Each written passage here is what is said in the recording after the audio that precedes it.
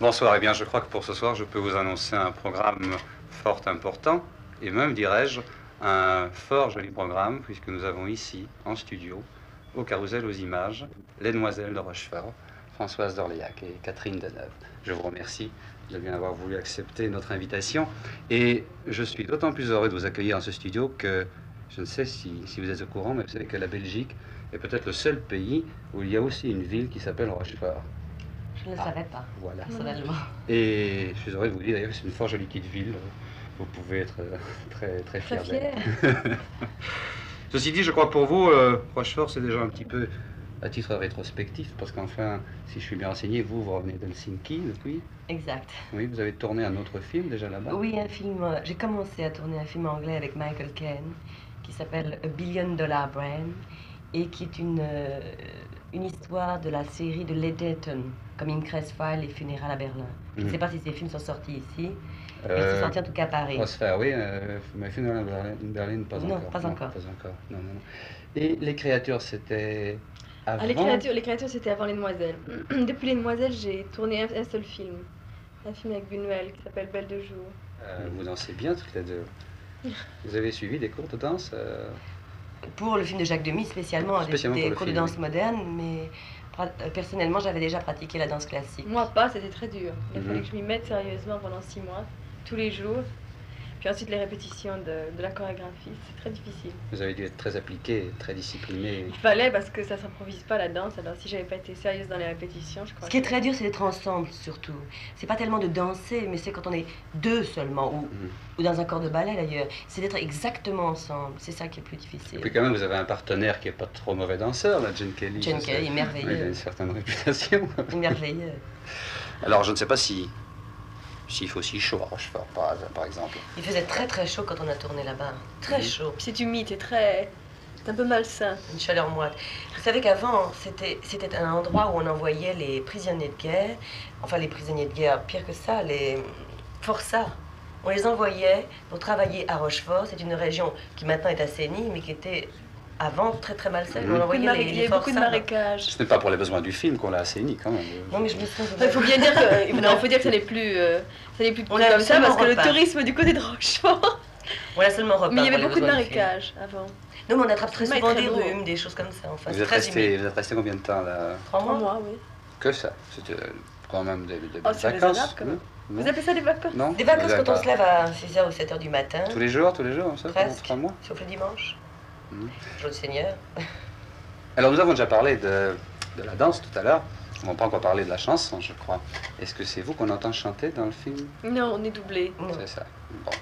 Mais néanmoins, les chansons doivent être écrites avant le tournage, bien sûr. Oui, et vous devez quand même les étudier, puisque vous devez... Mais la musique aussi est enregistrée complètement avant le tournage. Et puis on a les disques avant le tournage aussi pour apprendre les airs et apprendre les playbacks par cœur. Et puis être absolument synchrone. Je dois dire que moi, j'aurais beaucoup aimé être capable de chanter moi-même, mais la musique de Michel Legrand est très difficile et par des non-professionnels, c'est impossible. Ou alors, il aurait fallu l'étudier 2 ans avant ou 1 an avant. On ne peut pas improviser sur la musique, enfin on ne peut pas tout d'un coup décider d'être chanteur, enfin ça s'apprend. C'était vraiment trop long, on a déjà dû faire un effort et se concentrer sur la danse. On ne pouvait pas faire les deux à la fois, c'est vrai. Au fond, vous avez retrouvé Piccoli, là, alors, à Rochefort, après Les Créatures. Après Les Créatures, oui. Et il était déjà marié à ce moment-là, non? Non, je crois qu'il s'est marié. Mais non, je l'ai retrouvé à Rochefort, justement. Moi, j'ai fait un film encore avec lui après, j'ai fait Belle de jour, et il s'est marié à la fin du tournage. Et à Rochefort, on en parlait déjà, on savait déjà que Piccoli et Juliette... Nous avons vu une fois Gréco apparaître dans la ville de Rochefort. Apparition qui a suscité l'émoi de toute la population rochefortaise. Mais très discrète, je crois. Très discrète. Bon, alors ceci dit, comment vivent les demoiselles à Rochefort? Comment vivent-elles dans le film? Oui, dans le film. Ah oui. Ah, en rose, en bleu, en jaune, en vert, en couleur en tout cas. Je crois que le film est essentiellement en couleur. Enfin, c'est ce qui frappe le plus dans le film, c'est la joie de vivre. C'est gentil, comme on va présenter un extrait sans couleur, ils sont déjà informés. Hein. Voilà. Toujours ensemble, toujours gai, toujours de bonne humeur. Ce sont 2 jumelles. Elles ont leurs parents?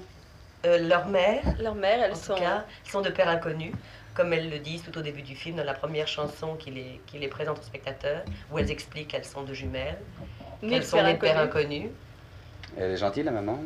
Danielle Darieux, vraiment qu'elle est merveilleuse. Et elles sont amoureuses, ces jumelles? Elles rêvent À la de rencontrer recherche l'homme de l'homme leur idéal. vie. Ah, alors là, L'homme je idéal. suppose L'homme qu'on de a la quand vie n'est pas même- forcément l'homme idéal, mais enfin. On a quand même une chance de connaître l'homme de leur vie avant la fin du film. Moi, je rencontre. C'est des oui, croisements, enfin ce sont elles sont à la recherche de l'homme idéal, de leur côté. Les personnes qu'on a l'impression, enfin qui sont l'homme idéal de leur vie, on les voit aussi eux à la recherche de leur idéal féminin. Et c'est à chasse et croisée. Enfin, Tout même le Danielle film. Darieux est à la recherche de l'homme de sa vie qu'elle a abandonné très jeune au moment de ses fiançailles qu'elle a renoncé à épouser. Et tout le monde cherche l'idéal féminin et les hommes et les femmes l'idéal masculin. C'est un chassé-croisé perpétuel. Il y a dans les films d'Amy une extraordinaire gentillesse. Mais est-ce qu'il est vraiment aussi gentil dans la vie aussi et quand il est au travail? Ce qui m'a surtout frappé chez Jacques Demy, c'est le charme de ses personnages. Son charme à lui d'abord, qui est immense, et la façon dont il est touché par les gens. Et c'est par le charme, je crois. Enfin, parce que tous les personnages de ces films ont du charme. Vous savez, comme ces gens, quand on les rencontre, ils vous semblent charmants, gais, légers. On a l'impression que ça n'a pas tellement d'importance. Et quand on ne les voit plus, au moment où ils disparaissent, on a l'impression que tout s'éteint tout d'un coup. On aura envie encore, on se rend compte à quel point ils étaient importants. Parce qu'ils sont légers, parce qu'ils ont le sens de l'humour, parce qu'ils sourient, parce qu'ils sont heureux. Et c'est quelque chose qui me frappe chez Jacques Demy. Toujours, c'est tout des touches, des nuances, tout le temps. Vous en parlez avec tant d'enthousiasme, c'est pas lui l'homme idéal quand même, non? Oui, Agnès Varda. Donc je l'admire beaucoup en tant que metteur en scène. Et j'ai besoin d'admirer pour travailler avec les gens. Au moins vous l'avez vu en couleur, alors vous savez ce que la couleur apporte encore. Oui, c'est vraiment dommage. Pour nous, c'est une frustration de le voir en noir et blanc. Oui, mais pour ceux qui le découvrent comme ça, ils ont déjà énormément de choses à découvrir. Et je crois que ça leur permet quand même. Ça sera une agréable surprise, j'espère. Parce que l'apport de la couleur est très important pas dans le oublier film. que notre univers est un univers de grisaille, nous sommes habitués. C'est pour ça que c'est bien d'aller voir les films en couleur comme ça. Cette fois-ci, nous avons bien fini, nous avons fait tout le tour, nous avons tout raconté, enfin ou à peu près.